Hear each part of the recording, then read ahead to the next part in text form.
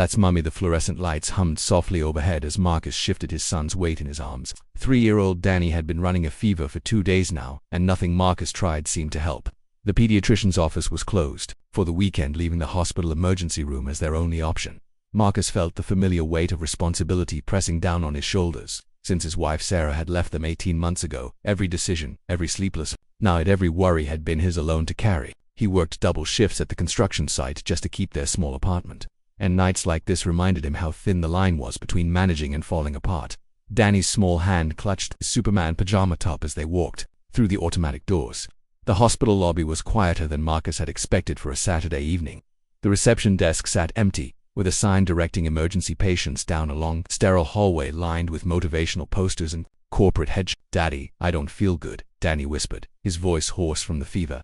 "I know, buddy. The doctors here are going to help you feel better," Marcus said, trying to keep his voice steady.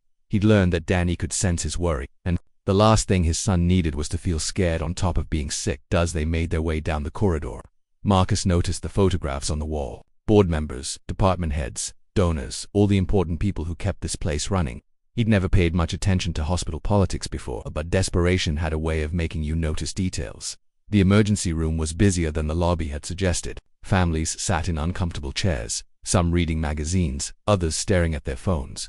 A few children played quietly with toys from a small corner designated for pediatric patients. The smell of antiseptic mixed with the faint aroma of coffee from a nearby vending machine. Marcus approached the reception desk, where a tired-looking nurse with kind eyes looked up from her computer screen. "How can I help you today?" she asked, her voice warm despite the late hour.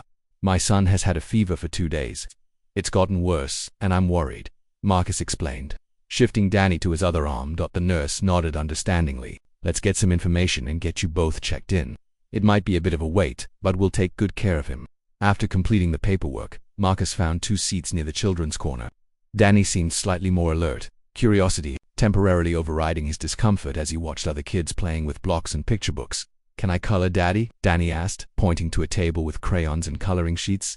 "Of course, but stay right here where I can see you," Marcus replied, grateful for anything that might distract his son from feeling unwell. As Danny settled at the small table, Marcus allowed himself a moment to breathe. The past 18 months had taught him to find these small pockets of calm whenever possible. His phone buzzed with a text from his sister asking how Danny was doing. At least he wasn't completely alone in this. Time moved slowly in the waiting room. Marcus watched other families come and go, some with minor injuries, others clearly dealing with more serious concerns. He was reminded of how many people were struggling with their own challenges, fighting their own battles behind tired eyes and worried expressions. Danny had finished 2 coloring pages when he suddenly looked up, his eyes focused on something beyond the waiting area. The hospital's main corridor stretched past the emergency room, and Marcus could see staff members walking back and forth, busy with their evening routines. "Daddy," Danny said, his voice stronger than it had been all day. "What is it, buddy?" Danny stood up from his chair and walked toward the corridor entrance, his small hand pointing down the hallway. Marcus quickly followed, concerned that the fever might be affecting his son's thinking. "That's Mommy," Danny said clearly, his finger pointing toward a woman in a white coat walking purposefully down the corridor. Marcus felt his heart stop. The woman had shoulder-length blonde hair and moved with a confident stride he recognized immediately. But it couldn't be. Sarah had disappeared from their lives completely, leaving only a note saying she needed to figure out who she was outside of being a wife and mother. The woman stopped at the nurse's station, and Marcus could see her profile clearly now. It was Sarah, but everything about her looked different, professional, successful, completely transformed from the struggling young mother who had felt overwhelmed by their life together. "Sarah," Marcus called out, his voice barely above a whisper. She turned, and for a moment, the busy hospital corridor seemed to fade away. Her face went pale as she saw Marcus holding Danny, who was now reaching toward her with both arms. "Mummy," Danny called out, his earlier lethargy completely forgotten. Sarah walked toward them slowly, as if approaching something fragile that might break. Her hospital ID badge caught the light, and Marcus could read Dr. Sarah Chen, Chief Executive Officer, in clear letters. "Marcus," she said softly, her eyes moving between him and Danny. I didn't expect." "Neither did I," Marcus replied, still processing what he was seeing. "You're the CEO here." Sarah nodded, tears beginning to form in her eyes. "I went back to school, finished my MBA. It's been a long journey." Danny struggled in Marcus's arms, clearly wanting to go to his mother. After a moment's hesitation, Marcus let him down, and Danny ran to Sarah, who knelt to embrace him. "I've missed you so much, baby," she whispered into Danny's hair. "More than you could ever know." Marcus stood watching the reunion, feeling a complex mix of emotions he couldn't quite untangle.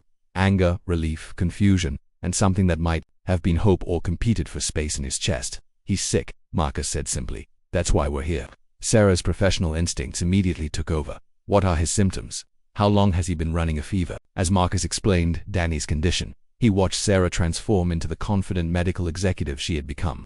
She made quick calls, arranged for Danny to be seen immediately, and ensured he received the best care possible. Over the next few hours, as Danny's fever broke and he began feeling better, Marcus and Sarah found themselves in the family consultation room, talking quietly while their son slept peacefully on the examination bed. "I wanted to come back," Sarah said finally.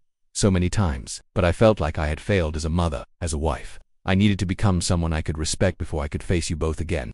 Marcus looked at this woman who had once shared his life, now seeing her through completely different eyes.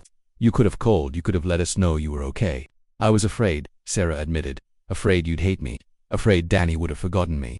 Afraid I'd fall back into feeling like I wasn't enough." They talked until dawn, sharing 18 months of separate growth, separate struggles, and separate discoveries about who they were as individuals. Danny woke up feeling much better, delighted to find both his parents there. The road ahead wouldn't be simple. There were conversations to have, trust to rebuild, and new relationships to navigate. But as Marcus watched Sarah read Danny a story in the early morning light, he realized that sometimes life gives you unexpected second chances in the most unlikely places. Family, he thought, wasn't just about the people who stayed. Sometimes it was about the people who found their way back home.